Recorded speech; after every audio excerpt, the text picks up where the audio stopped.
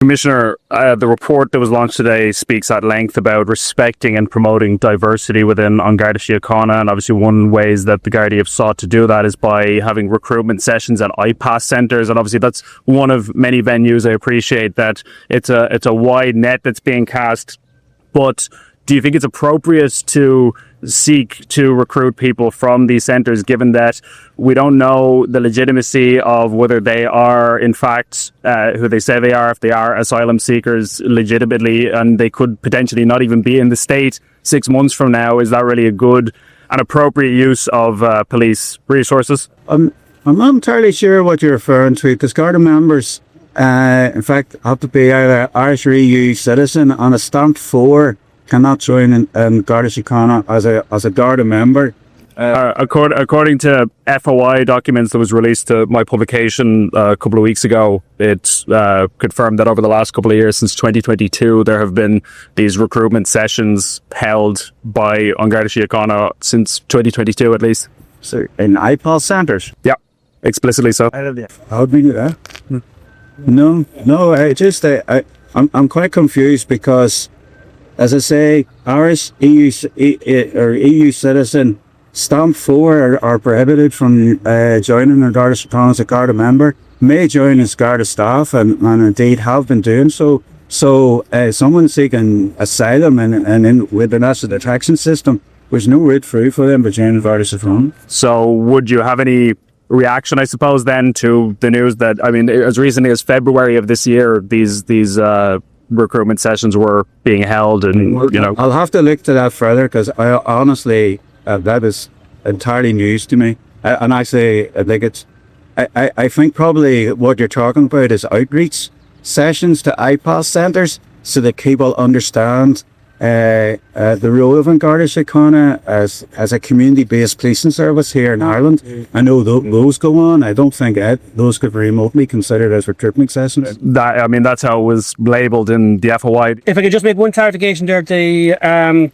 candidate book list for applicants to join An Garda Síochána clearly states that under the International Protection Act, people who have got certain declarations and have achieved certain residency are entitled to apply. Once they apply, they then go through the same stringent vetting that any other member of An Garda Síochána will go through. Okay. It's in the booklets up on our website. So they are eligible to if they meet certain requirements. Perfect. Yeah. It's absolutely disgraceful that the Garda Commissioner, head of Ireland's National Police, stood in front of the press and admitted he had no idea that Garda recruitment sessions were being held in asylum seeker centres. Despite clear FOI documents showing these sessions have been ongoing since 2022, his response was confusion, denial, and damage control. "That's news to me," he said, an astonishing statement coming from the man tasked with overseeing the very force behind it. When pressed further, instead of taking responsibility or promising transparency, he attempted to downplay the situation as simple community outreach. But let's be clear, the FOI records explicitly labeled them as recruitment drives, not educational meetups, not outreach efforts. So what's the truth? Is the Commissioner completely out of touch with Garda operations, or is he trying to spin a narrative and cover up a policy shift the public was never told about? At a time when public trust in policing, immigration oversight, and national integrity is already fragile, this level of incompetence or intentional misdirection is unacceptable. This wasn't a slip-up. It was a public embarrassment that reveals either deep dysfunction or deliberate deception at the highest level of law enforcement. Ireland deserves accountability, not excuses. There's no doubt at all this is a U-turn that has been forced on the Prime Minister, arm being put behind the back of the Chancellor Rachel Reeves. It was a stupid policy announcement in the first place.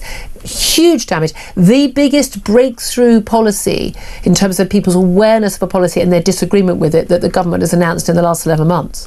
Yeah, this was Keir Starmer's Gordon Brown selling the gold moment. We were told there was no money. We couldn't afford it. £22 billion black hole. Turns out there is. We're told that the only place you could set the threshold was the £13,000 a year pension credit cut-off.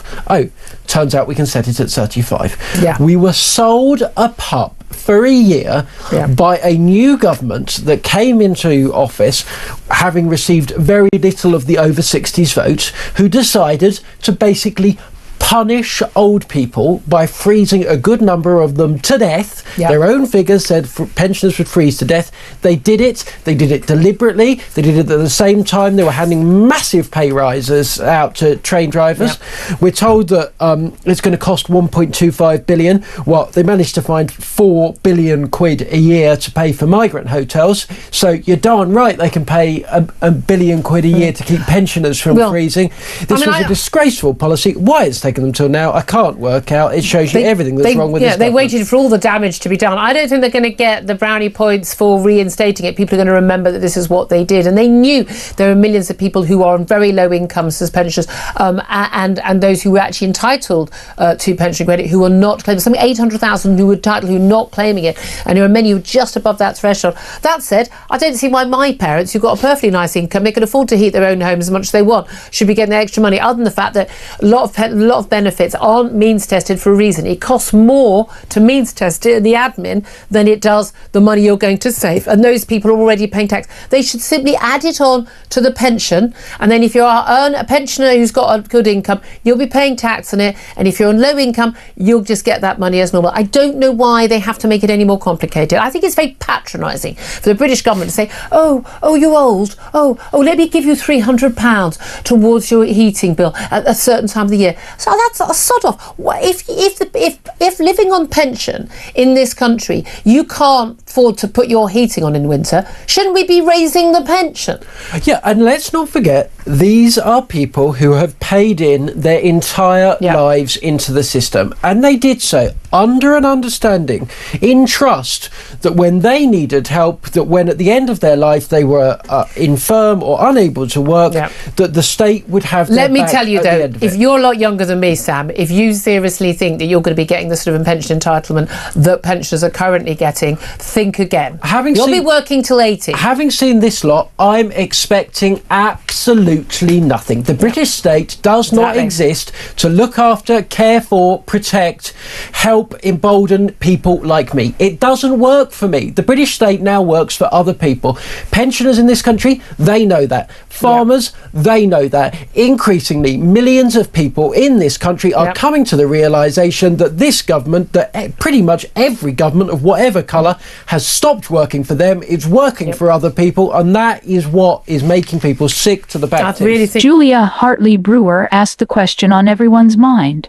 Why aren't pensions being increased? Her question came just as Labour U-turned on winter fuel payments, a lifeline for millions of elderly Britons struggling with the cost of living. Meanwhile, as Sam Armstrong bluntly put it, the government somehow found £4 billion for migrant hotels. It's a disgraceful policy, he said, and he's right. This isn't just about numbers. It's about values. Britain's elderly who have worked, paid taxes and built this country are being told there's no money for them. Yet billions are being poured into housing people who just arrived. It's a slap in the face to loyal citizens and a clear sign that the system is broken. This scandal exposes a moral crisis at the heart of British politics. Those who built the country are neglected, while those who did nothing for it are rewarded. If this is modern compassion, then it comes at the cost of fairness, and the British public is waking up.